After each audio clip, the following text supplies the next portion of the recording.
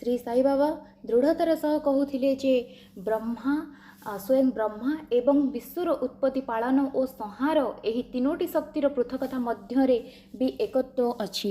भक्त मानकर कल्याण निमित्त श्री साई बाबा स्वयं जेउ वचन रे आश्वासन देइछन्ति ताहाकु निम्न रे उद्धार करा जाउछि।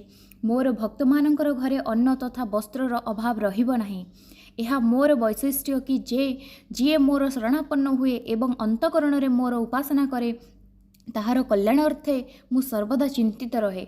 भगवान श्रीकृष्ण मध्य गीतारे एही समान कथा कहिछन्ति। एथिपाई भोजन तथा वस्त्र पाई विशेष चिंतार प्रयोजन नाही।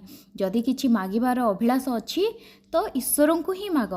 इ सांसारिक सुख और सम्मान आशा त्याग करी ईश्वर कृपा तथा तांकोठारु अभय प्राप्ति कर एवं तांको द्वारा सम्मानित हुआ। सांसारिक वस्तु द्वारा पथभ्रष्ट हेबारु निवृत्त रुह। निजर इष्ट देवतांको दृढ़तार सह भिड़ी धर। समस्त इंद्रिय एवं मन को ईश्वर चिंतारे नियोजित करि दियो। कौनसी पदार्थ रे आकर्षित हुआ नहीं। सर्वदा मोर स्मरण रे मन को लगाई दियो। एहा द्वारा ताहा शरीर संपत्ति एवं ऐश्वर्य प्रति ढलिब नाही। फलरे मन स्थिर शांत एवं निर्भय होइजिवो। एही प्रकार विचार प्रकट हेले जनाजिव जे जीव सुसंगीत लाभ करिछि। जदि मनर चंचलता नष्ट न हुए ताहाले एकाग्रता आसीब नाही।